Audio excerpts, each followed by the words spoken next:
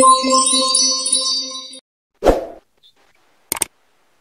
teman-teman semua, pada video kali ini kita akan melanjutkan seri imunologi, dan pada video kali ini kita akan membahas khusus mengenai MHC.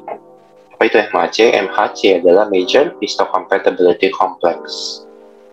MHC itu merupakan sebuah marker atau penanda pada sel kita. Fungsinya apa? Fungsinya adalah untuk membedakan mana kawan, mana lawan. Jadi MHC ini merupakan suatu kemampuan sel imunitas kita untuk membedakan antara patogen dengan sel-sel yang sejenis dengan sel imunitas. Nah, jadi kan setiap sel itu biasanya bentuknya mirip ya, sama-sama bulat, sama-sama punya inti. Nah, untuk membedakan mana sel yang merupakan teman atau yang merupakan sel imunitas dengan sel yang bersifat patogen atau zat asing, itu dengan melihat MHC atau Major Histocompatibility Complex. Nah, MHC itu ada 3, ada MHC1, MHC2, dan MHC3. Tapi MHC3 itu biasanya tidak terlihat, sehingga kita tidak akan bahas di video ini. Oke, MHC1 itu merupakan marker atau penanda yang ditemukan hampir di semua sel yang memiliki inti. Jadi hampir ditemukan di semua sel. Nah, MHC1 itu digunakan apa? Sebagai penanda atau marker untuk menilai apakah sel tersebut sakit atau sehat.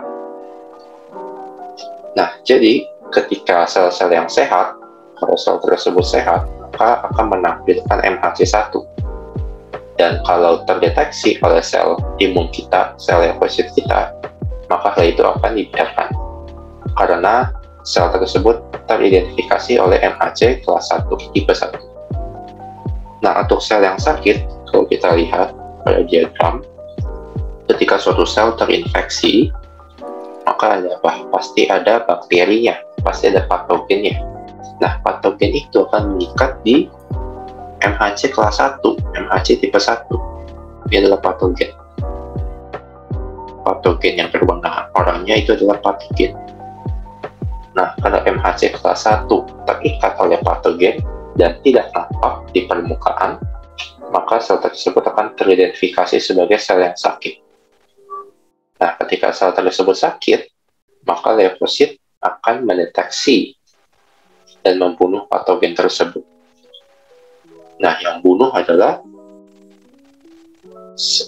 sel T sitotoksik, T sel sitotoksik atau CD4, dan juga bisa juga siapa? NK cell atau natural killer cell. Lalu berikutnya adalah MHC tipe 2. MHC tipe 2 itu tidak dimiliki oleh semua sel. Dia itu spesifik, hanya seperti di sel B, makrofag, dendritik, dan sel T helper. Jadi cuma 4 sel ini yang memiliki MHC tipe 2. Nah, MHC tipe 2 ini digunakan sebagai media komunikasi sebenarnya. Jadi kalau kita lihat ya di bagian samping, misalkan ini adalah makrofag. Lalu ada sebuah patogen atau bakteri. Patogen masuk otomatis pada sel makrofag. Dalam hal ini makrofag itu berperan sebagai sel fagositosis. Akan dicerna patogennya menjadi serpihan-serpihan kecil. Nah, serpihan-serpihan kecil ini maka akan menempel di MHC kelas 2. Ini adalah MHC ya. Akan menempel di MHC kelas 2 yang dimiliki oleh si makrofag tersebut. Akibatnya apa? Ketika ada penempelan antara serpihan-serpihan patogen dengan MHC kelas 2, itu akan mengaktifasi sel B. Sel B itu akan teraktivasi dan membelah diri menjadi limfosit memori dan limfosit efektor. Limfosit memori akan bersifat namanya memori, pasti mengingat. Sedangkan limfosit efektor akan menghasilkan antibodi untuk menyerang atau mengeliminasi si patogen tersebut. Nah, makrofag di sisi yang lain juga akan mengaktifasi T helper. Sehingga T helper akan membantu proses produksi dari si antibodi. Gitu. Jadi itu adalah MHC kelas 2. Jadi kalau kita lihat langkah-langkahnya ya, jadi proses fagositosis oleh makrofag, lalu makrofag akan menampilkan atau menempelkan si butiran-butiran atau serpihan-serpihan patogen di MHC kelas 2. Nah, proses ini itu nanti kita sebut sebagai APC ya. APC itu adalah antigen presenting cell.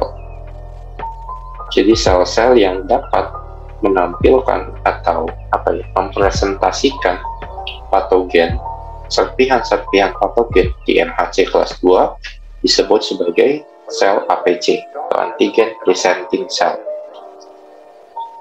Nah, setelah adanya pengikatan dengan MHC, baru akan menstimulasi tadi ya, sel B, lalu menstimulasi proliferasi menjadi B-cell effector dan B-cell memory. Lalu MHC2 juga mengaktifasi sel T dan juga sel dendritik ya. Dendritik juga termasuk ke dalam sel fagositosis. Ini ke sel T helper. T helper juga akan meningkatkan diferensiasi sel B, sehingga sel T juga akan membantu produksi dari antibodi. Nah, si makrofag ini itu juga bisa langsung direct ke sel T itu dengan menggunakan interleukin 1. Interleukin ini termasuk ke dalam sitokin.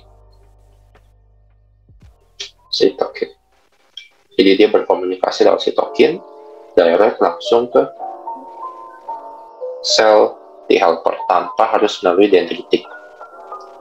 Tadi kan alurnya dari makrofag, kalau nggak ke sel B, ke dendritik dulu baru ke T helper.